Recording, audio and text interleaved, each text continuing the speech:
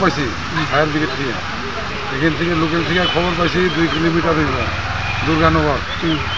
আয়া দেখি আগুন ধাউ ধাউ করে জ্বলতেছে, এরপরে আমরা আগুন হাইতে আনছে, আগুন নিপছে পরে এখন আমরা এখানে কিছু আছে, আমার মনে হয় এটা শর্ট সার্কিট বিদ্যুৎ থেকে হইতে পারে।